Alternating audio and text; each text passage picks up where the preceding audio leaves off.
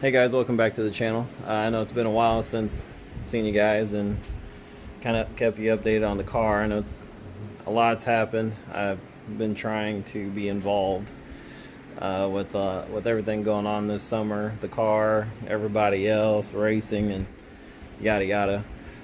But I think the last time you guys kind of got an update on what was going on with the car, I was just putting the Holley Dominator EFI system in it. Got that done.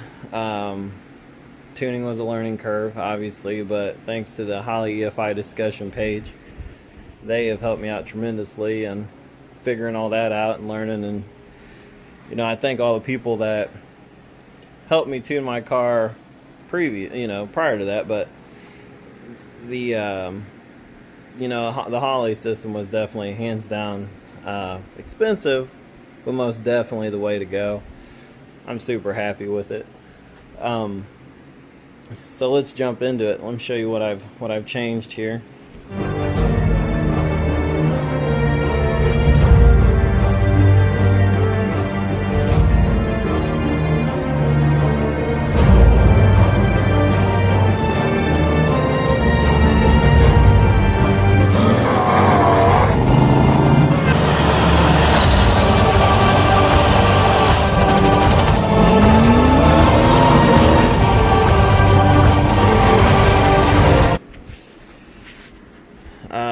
Since the last time you've seen it, you probably noticed that it's actually a lot nicer pipe now. Had the Herring Performance hooked me up and fabbed me a new dump pipe. And then we have a VS Racing 7875 Turbo, Gen 2. Let's see here. If you can see down in there, there's a little nub. It's right underneath the hot side.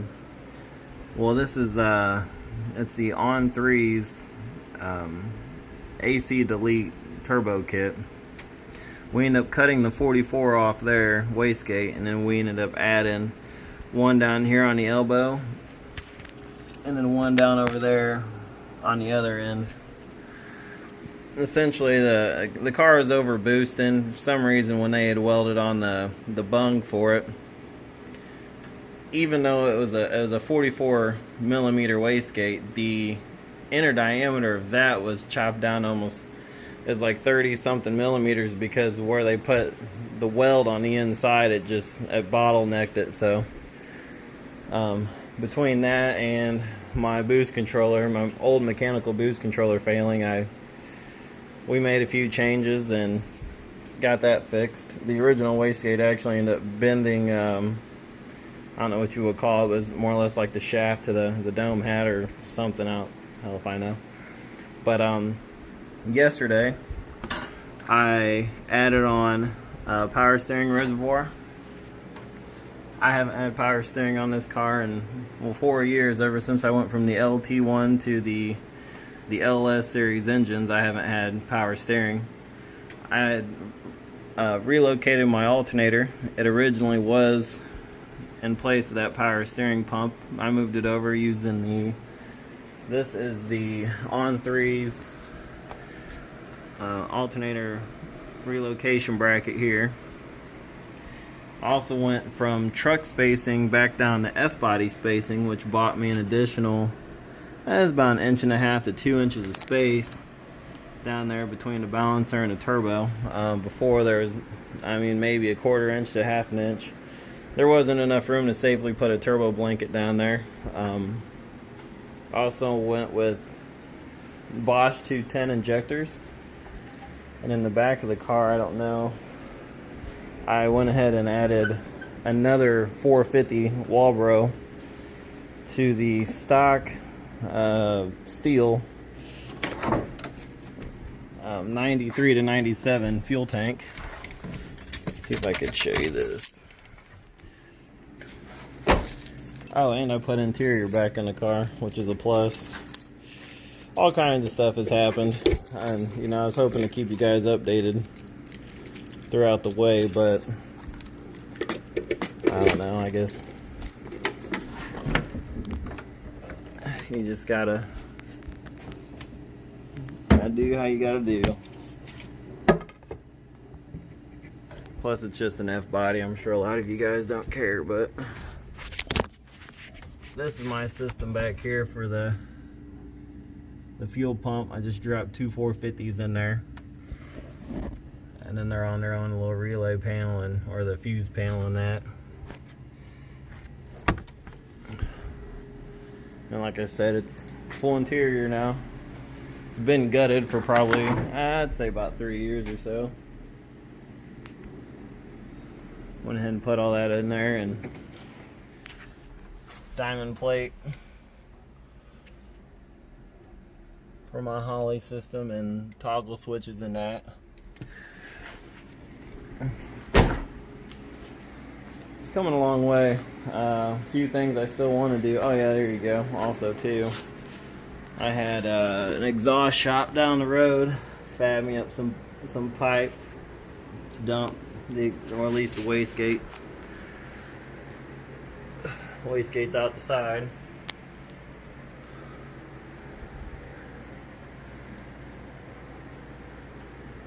That's all that fancy footwork there.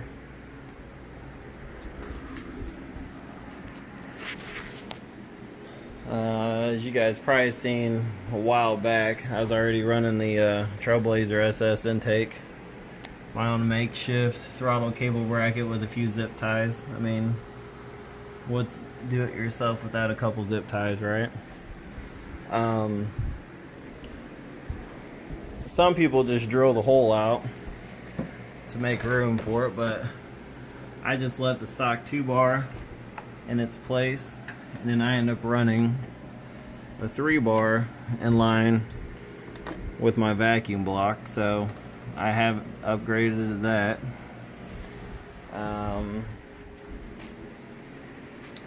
The alternator, so when it was on the other side, I was getting voltage drops between poles, and I'm wondering, or at least my guess is anyways, is that this wire here charging the battery was every bit of probably 5 to 6 feet long, because it was going from the battery down here, snaking along side the header panel. It went down there, came back up around into the back of the alternator when it was when it was located on that side. So I know that was probably providing its own line of issues there. Today, my game plan is to hopefully relocate these wires back into the fender, get these relays moved also into the fender, clean that up. I'm going to figure out another game plan for my catch can, because I'm just trying to clean the engine bay up, make it look, I guess, not so hectic. For those of you wondering, yes, I did paint my block of wood that I use for my radiator bracket. And I mean, you would have to break something to get that radiator to move. I have already wired this up into the Holley system. I'm still running a manual boost controller at the moment. Let's see here if I can get that to focus a little bit better. There we go.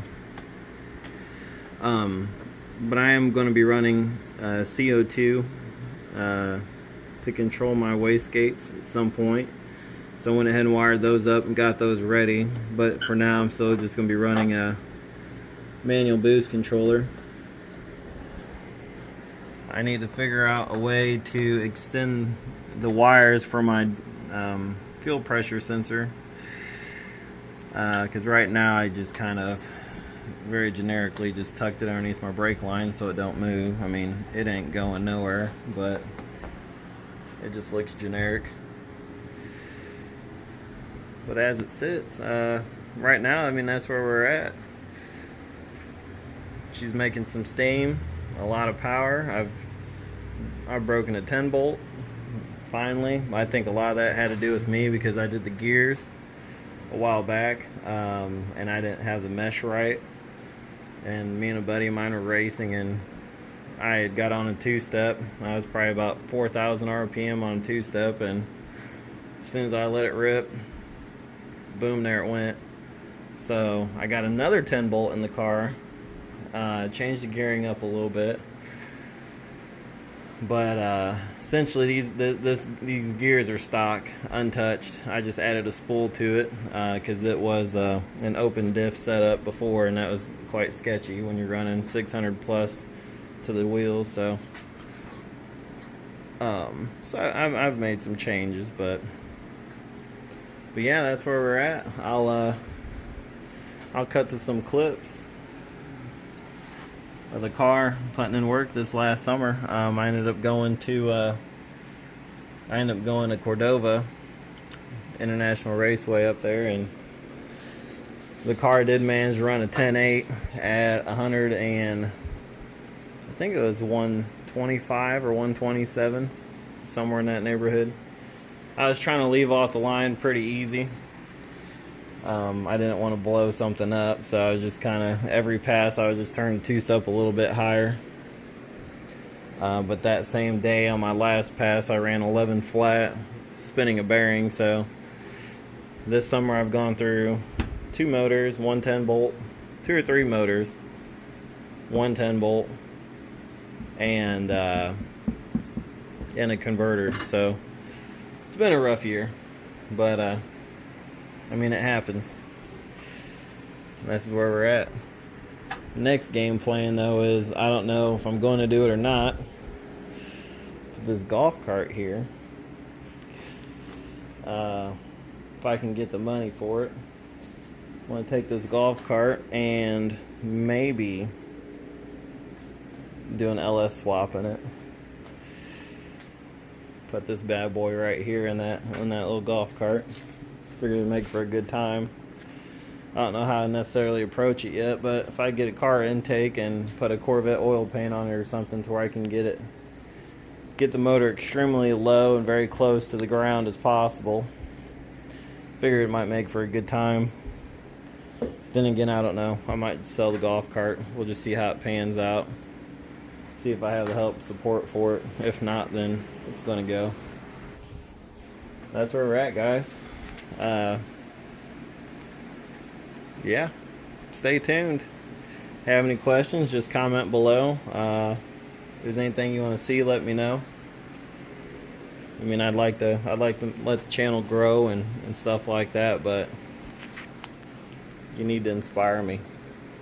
You know, you gotta want it. So that's it. Till next time.